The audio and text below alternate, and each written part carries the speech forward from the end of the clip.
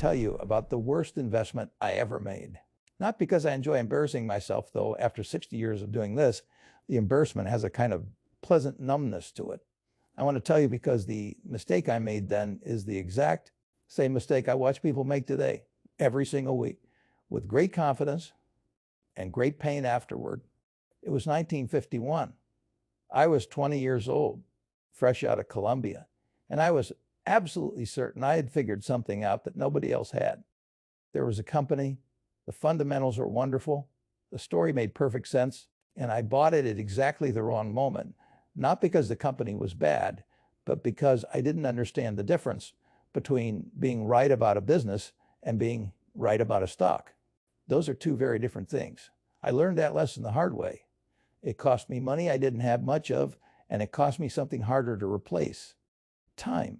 I'm going to come back to that distinction because it is the whole ballgame today, and I think it applies directly to what I'm going to show you. Here's the thing. Right now, in the spring of 2025, the smartest money in the world is quietly pivoting, not to a new chip, not to a new software platform, to something far more boring and far more important, to electricity. Now, why does that matter? Let me show you. You've heard of Nvidia. You've probably heard of Palantir. These are wonderful businesses. I'm not here to argue otherwise. But here's what most people miss.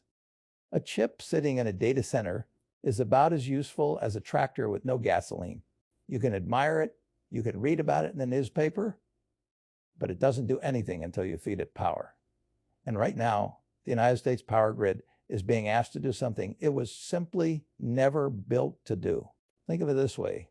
Imagine your grandmother's farmhouse. Good, solid construction, been standing for 80 years. Then one Thanksgiving, instead of 12 people for dinner, you show up with 400. The kitchen can't handle it. The wiring can't handle it. The septic system certainly can't handle it. That farmhouse is the American electrical grid, and those 400 dinner guests are data centers. Now, data center electricity demand in the United States is expected to roughly quadruple over the next 4 years. Quadruple. That's not a forecast I'm making up. That's what the utilities and the grid operators themselves are publishing. And there's no combination of solar panels and wind turbines that fills that hole in the time frame we're talking about. You simply cannot build enough of them fast enough. The sun doesn't always shine, the wind doesn't always blow, and a GPU running artificial intelligence doesn't care what the weather is. It needs power on Tuesday at 3 in the morning just as much as it does on a sunny Wednesday afternoon. The only real answer, the only technology that produces steady, reliable, around-the-clock electricity without burning coal or natural gas is nuclear power. Specifically, a new generation of smaller modular reactors. And I know what some of you are thinking. You're thinking about 3 Mile Island or Chernobyl or some other headline from 40 years ago. Fair enough. But the technology has changed rather dramatically, the same way the automobile changed between 1910 and 1960. The basic principle is the same. Engineering is not. So here's where I want to be careful with you, because this is where most people go wrong. When a big story like this emerges, and this is genuinely a big story, the natural human instinct is to find the most obvious, most exciting sounding companies in the space and buy them immediately at whatever price they happen to be trading. This is, in my experience, the single most reliable way to lose money in an otherwise correct thesis. I watched it happen in real time with a group of nuclear energy companies about a year ago, and the thesis was right, completely right. The companies were real, the customers were real. The technology was real, and people who bought near the top of that excitement lost 60, 70, 80% of their money, not because they were wrong about nuclear power, but because they confused a good story with a good entry point. Being right about the industry does not make you money. Being right about the price does. A farmer who knows corn is going to be valuable someday doesn't just walk out and buy cornfields. At any price, someone quotes him.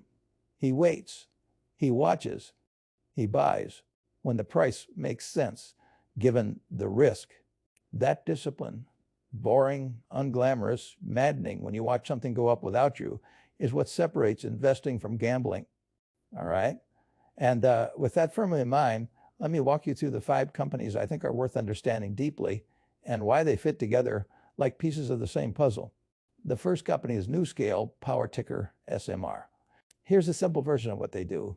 Imagine you need to build a power plant, but instead of constructing one massive thing over 10 years at tremendous cost, you build it in a factory, ship the pieces out on a truck, and assemble them on site in a fraction of the time. That's the basic idea behind small modular reactors. Smaller units, faster to deploy, and you can add more of them as demand grows. Now, NuScale has something that no other company in this space currently has in the United States, a design certification from the Nuclear Regulatory Commission. That's the government stamp of approval on their specific reactor design. In a heavily regulated industry, and nuclear is about as heavily regulated as they come, that piece of paper is worth an enormous amount. It took years to get, and a great deal of money. Competitors who want to build their own reactors have to go get their own certifications. That takes more years and more money. Think of it like this. There are 50 people who want to open a restaurant in a small town, but only one of them already has the health department permit, the liquor license, and the zoning approval. Even if that person isn't the world's greatest chef, they have a head start that's genuinely hard to overcome. NuScale has real customers. The Tennessee Valley Authority is involved. There's a project in Romania, and the commercial timeline is still in the early 2030s, which is longer than a lot of people would like. And the stock has been beaten down substantially from its highs, which, depending on how you look at it, is either a problem or an opportunity. I'd say it's worth watching very carefully. The second company is Oklo ticker, OKLOO. Oklo is a different kind of animal. They're building what they call advanced fission reactors, smaller, faster to deploy, and designed with a particular elegance. Their co-founder describes them as reactors you could put almost anywhere. And they have a customer list that reads like a who's who of the technology industry. But here's what caught my eye about Oklo, and it's not the reactors themselves. The United States Department of Energy selected Oklo for something called the Surplus Plutonium Utilization Program. Now, the government has a large stockpile of plutonium sitting in storage. It costs taxpayers money to store, and they've decided to let Oklo use it as fuel. The government is, in effect, giving this company a head start on their fuel supply. I've spent my whole career looking for businesses with what I call a moat, something that makes it hard for a competitor to come in and take away their customers or their business model. Getting hand selected by the federal government to use their surplus nuclear material is a moat. It's not permanent, it's not guaranteed to work out, but it's real and it's meaningful. Oklo also has about $2.5 billion in cash, which means they're not going to run out of runway while they're waiting for their first reactor to come online. Currently expected sometime around mid-2026 for an initial test version. They're not generating revenue yet. For people who need to see a profit on the income statement before they'll invest, this isn't your stock. But for people who understand that valuable businesses often look expensive before they look cheap, it's worth understanding. The third company is NAN Nuclear, ticker NNU, and I want to spend a moment on something they've done that I find genuinely clever. Most people, when they hear the name NAN Nuclear, think about small reactors. And yes, that's part of what they do, but they recently made a quiet little acquisition that I think is more important than the reactors themselves, at least at this stage of the industry. They bought a company called Secure Transportation Services for $13 million. And what this company does is move nuclear fuel and nuclear components from one place to another safely, legally, under the tight regulatory framework that applies to radioactive materials. Now, why does that matter? Think about it this way.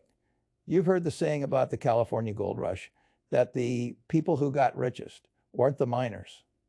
They were the folks selling jeans and pickaxes, and eventually the railway companies hauling the gold out. Nuclear energy is at a similar moment. Dozens of companies are racing to build reactors. Every single one of those reactors needs fuel delivered to it and spent fuel taken away from it. NAN Nuclear just bought the delivery truck for the whole industry. Whoever builds the most reactors, NAN Nuclear potentially benefits. It's a different kind of bet. It's a bet on the infrastructure rather than on any particular technology winning.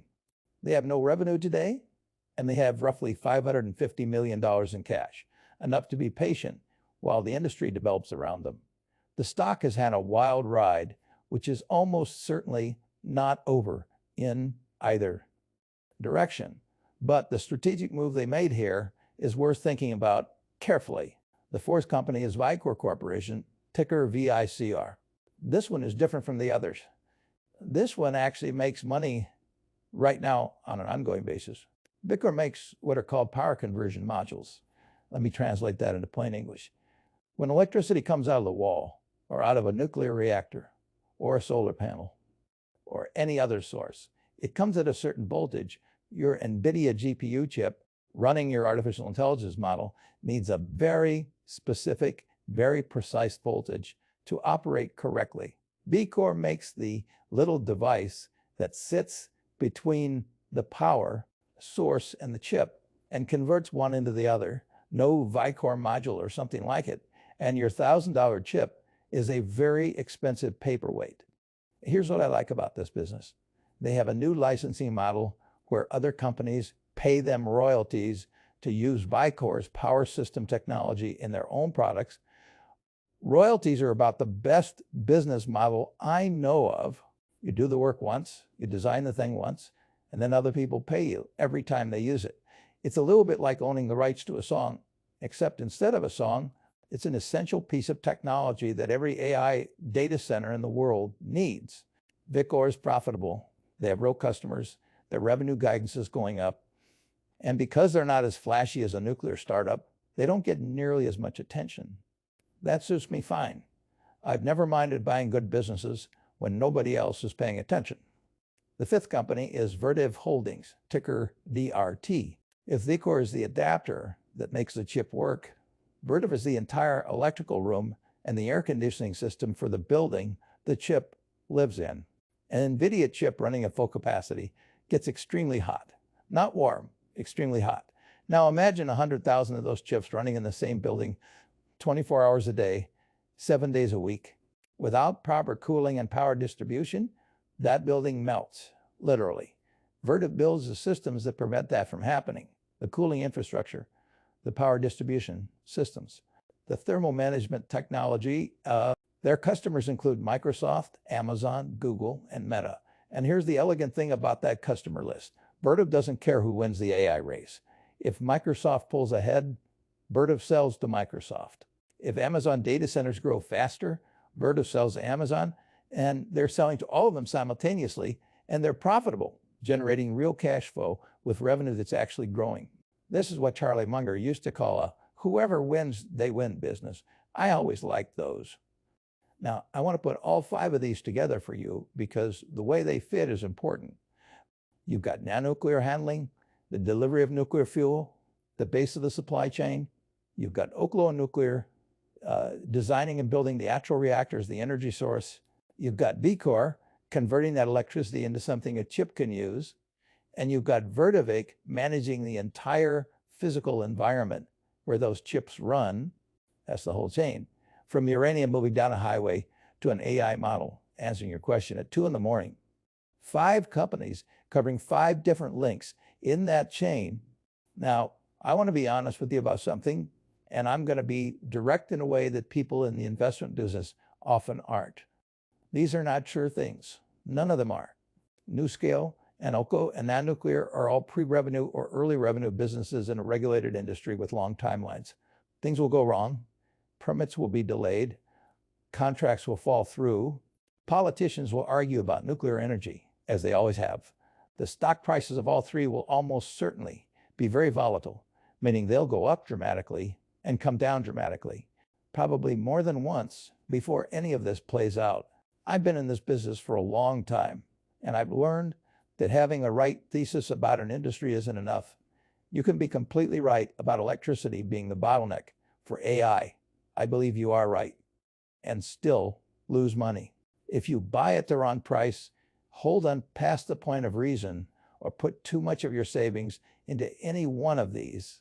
My own rule, and I've followed it for decades, I never put more into any single speculative idea than I'm comfortable losing entirely. Because sometimes, even when you're right, you're early. And being early in the stock market feels exactly like being wrong for a very uncomfortable period of time. The discipline I'd suggest is simple, even if it isn't easy. Understand what you own. Know why the business has value.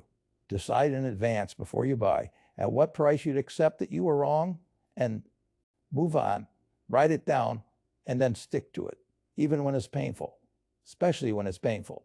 I made a mistake early in my career of falling in love with a story and holding long past the point where the facts had changed. The story was fine. The facts had changed. I held it anyway.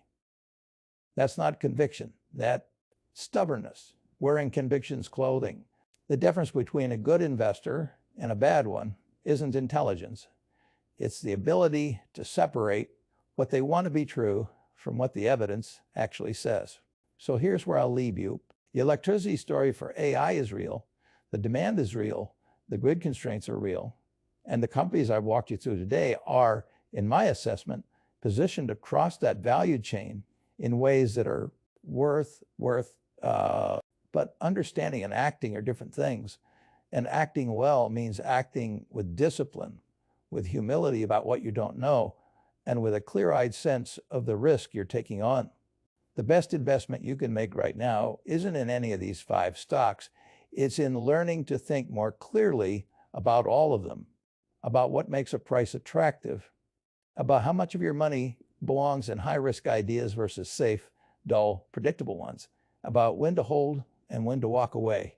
I've been doing this since 1951. I've made every mistake you're thinking about making and a few you haven't thought of yet. The good news is that none of them are fatal as long as you keep learning. That's the whole thing, really. Keep learning. Stay humble, be patient. The electricity has to come from somewhere. The data centers need it, the chips need it, and the companies that solve that problem stand to do very, very well. Just make sure when they do that you're still around to benefit and that you haven't given back everything you made on the way up. That's the game. Play it well.